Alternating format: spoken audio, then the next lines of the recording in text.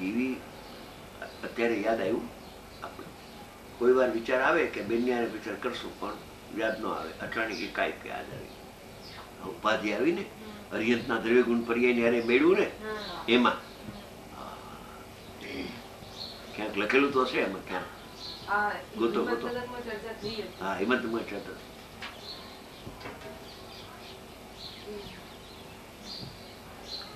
છે. બોલો, બહુ સરસ. આ અજ્ઞાનીની ચાચ ડૂબે ની એવી વાત છે.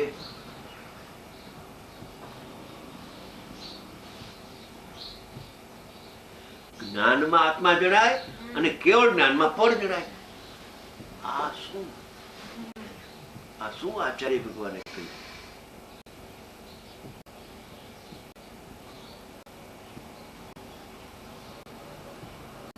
કેમ કે કેવળ જ્ઞાન અનાદિ અનંત નથી. જો કેવળ જ્ઞાનમાં આત્મા જણાય તો કોઈ અજ્ઞાનીને જ્ઞાન ઉપયોગમાં બાળ ગોપાલ સૌને આત્મા ન જણાવવો જોઈએ. કેવળ જ્ઞાન થાય ત્યારે જણાય. જ્ઞાનમાં આત્મા જણાય છે, કેવળ જ્ઞાનમાં પર જણાય છે. જા ભાગી જા. અરે આ શું વાત કરો. આ ઉપાધિ બાદ કરવાની વાત છે. આ જ્ઞાનની ઉપાધિઓ છે બધી.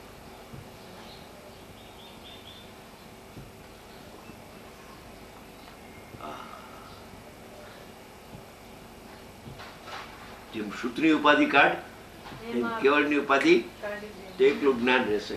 ઈ જ્ઞાન અનાદિ અનંત દેખાશે અને અનાદિ અનંત જ્ઞાનમાં અનાદિ અનંત જણાય કરે. અનાદિ અનંત. એના માટે મતિશ્રુત ઉત્પન્ન કરવાની જરૂર નથી.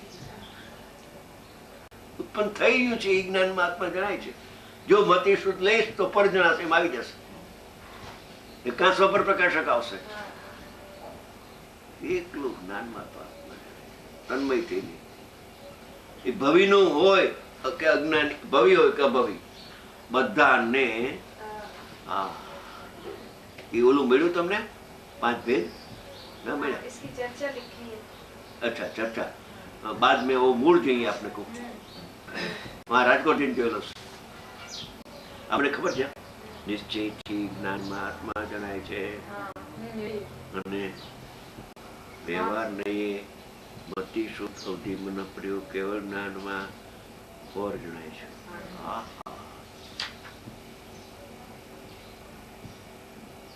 કેમ કે કેવળ જ્ઞાનમાં આત્મા જણાય છે એમ લેશો તો અજ્ઞાનીને જ્ઞાનમાં આત્મા જણાય છે એ વાત કે ખોટું પડશે. કેવળ જ્ઞાન થશે ત્યારે આત્મા જણાય ખોટું છે. અને અનુભવ થાય, મતિ શુદ્ધ પ્રગટ થાય ત્યારે આત્મા જણાય એમ પણ નથી. એ તો પ્રથમથી એના જ્ઞાનમાં આત્મા જણાય કરે. એનું નામ ઉપયોગ લક્ષણ છે, પ્રગટ છે. અહીં લક્ષને પ્રસિદ્ધ કરે છે. લક્ષણ ને લક્ષ એક જ છે. એ તો ભેદ થી બે છે. સાકર ને ગળ પણ એક જ પદાર્થ છે. જ્ઞાનથી આત્મા અનન્ય પરિણમે છે. અનાદિથી જ્ઞાન થાય છે એમ આવ્યું. અનાદિથી જીવ જ્ઞાન રૂપે પરિણમે છે. અનાદિથી મતિસૂત્ર રૂપે પરિણમે છે. અવધિ જ્ઞાન રૂપે પરિણમે છે. કેવળ જ્ઞાન રૂપે પરિણમે છે. કેમ કે 5 ભેદ તો સાદી શાંત સાદી અનંતમાં જાય છે અને ઓલા કુમતી કુશુતના ભેદ અનાદિ શાંતમાં જાય છે અને જ્ઞાન અનાદિ અનંતમાં જાય છે. સામાન્ય જ્ઞાન જુદા પ્રકાર પેલાવેલી આ સવારથી જ્ઞાન ઉપયોગ કરીએ બિહારેલી વાત. કયું બધાને જમવાનું તૈયાર છે, બેસી જાઓ, કામ પછી કરજો.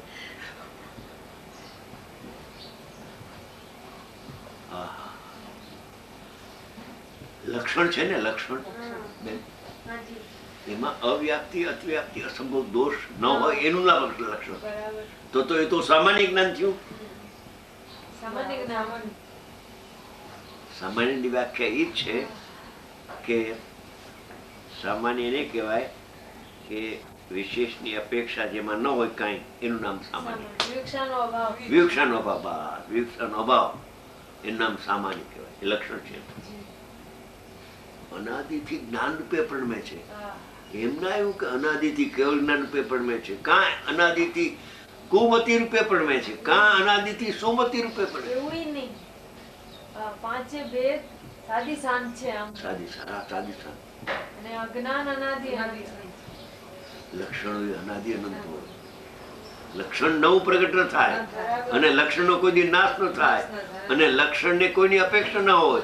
લક્ષણ નિરપેક્ષ છે, કેવું જ્ઞાન સાપેક્ષ છે. લક્ષણ અને કેવું જ્ઞાન કર્મના અભાવની અપેક્ષા.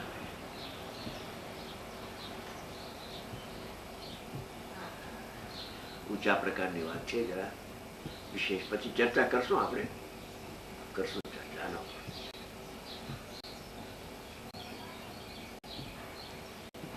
કેમ કે વાક્ય એવું છે,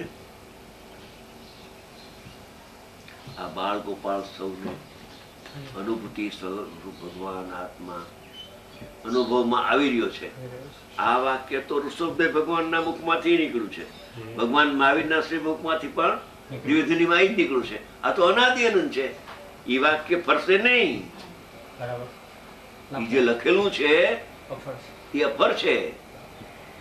જયારે વાંચો ત્યારે એ જ લખાણ મળશે. જયારે આજ વાંચો તો એમાં એ વાંચાશે.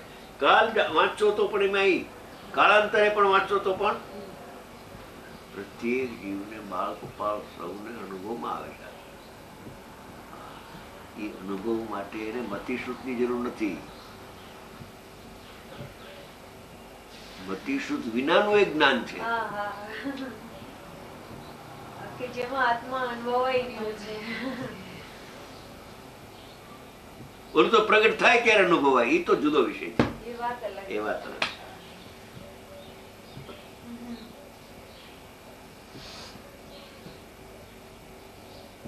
આત્મા અનાદિથી જ્ઞાન રૂપે પરિણમ્યો છે. એ કયા જ્ઞાન રૂપે પરિણમતો હશે?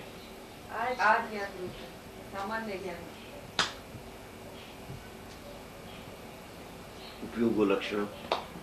હા હા, ઉપયોગો લક્ષણ. આત્મા આત્મા જાણવું દેખું મારું લક્ષણ છે. એવો હું છું. અવભાસ થતો ઘણા વર્ષ પહેલા, તત્વાર સૂત્ર પહેલું વાંચ્યું. અરે હા હા, ઉપયોગો લક્ષણ. પછી તો ઘણા સૂત્ર ટૂંકા પ્રમોદ આવતા ગયા. ઈચ્છા નિરોધ તપ. અરે આ તપની વ્યાખ્યા તમામ પ્રકારની ઈચ્છાનો નિરોધ. દુકાને જવાની ઈચ્છા ન થાય, ઈચ્છા ઉત્પન્ન થાય તો તપ નહીં. શાસ્ત્ર વાંચવાની ઈચ્છા થાય તો તપનો ભંગ. ટેપ સાંભળવાની ઈચ્છા થાય તો તપનો ભંગ. અને આહાર લેવાની ઈચ્છા થાય તો પણ તપનો ભંગ. અને આહારનો ત્યાગ કરવો એવી ઈચ્છા થાય તો તપ ન રહ્યું. સર્વ પ્રકારની ઈચ્છાનો નિરોધ એને ભગવાન તપ કહે. ઈચ્છા નિરોધ તપ. અમુક ઈચ્છા થાય ને અમુક ઈચ્છા ન થાય, એમને બે ભાગ નહીં. તમામ પ્રકારની ઈચ્છાનો નિરોધ થઈ જાય. ઈચ્છાનો ક્ષય નથી લખ્યો. ઈચ્છાનો ક્ષય નથી લખ્યો, નિરોધ. એક એક શબ્દની કિંમત હોય. મૂર્છા પરિગ્રહ.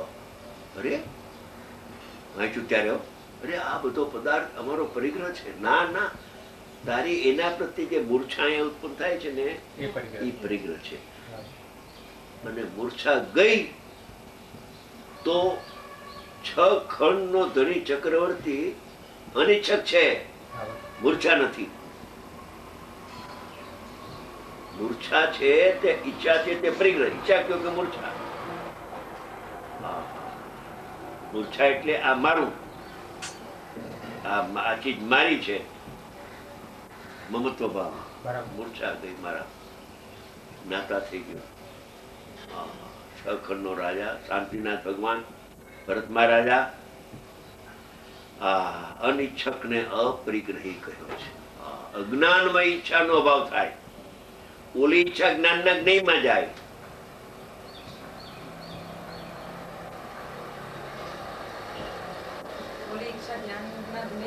હા, અને અજ્ઞાનમય ઈચ્છાનો અભાવ થઈ જાય. અનિચ્છક ને અપરિગ્રહ કયો છે? ત્યાં અજ્ઞાનમય ઈચ્છા છે, પછી તો अस्थिरताની ઈચ્છાની વાત નથી. उसको तो दर्पण में आए हुए प्रतिबिंब के समान जानता है. જાણતે હે બાત. એમાં ઈચ્છામાં મમતા ક્યાં છે? नहीं.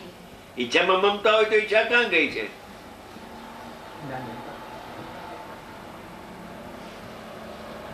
ચાલો, વખત થઈ ગયો. હવે થોડું મારે ટાઈમ લાગે છે સંડા જાણે ને કેવું જ્ઞાન પર નહીં જાણે. એ શું? આ નિશ્ચયથી જ્ઞાન આત્માને જાણે, વ્યવહારથી આ 5 વેદ પરને જાણે.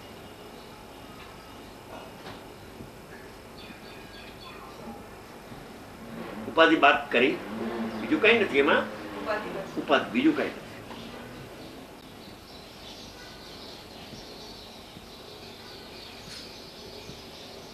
મતિ જ્ઞાન એમ કહ્યું ને, જ્ઞાન ન રાખ્યું, વિશેષણ લગાડવું પડ્યું. મતિ જ્ઞાન, શુદ્ધ જ્ઞાન, અવધિ જ્ઞાન, મનોપ્રિય જ્ઞાન, કેવળ જ્ઞાન. જો ચારેય છેડે છે તો જ્ઞાન આવ્યું. એ જ્ઞાનની એક વિશેષતાઓ લીધી. વિશેષતાઓનો વાત કરો તો જ્ઞાન છે. એમ આ તો દરિયો છે, એમાં ડૂબકી મારવા જેવી છે. જ્ઞાન સમુદ્રમાં એક વાર ડૂબકી મારીએ બસ કામ થઈ જાય.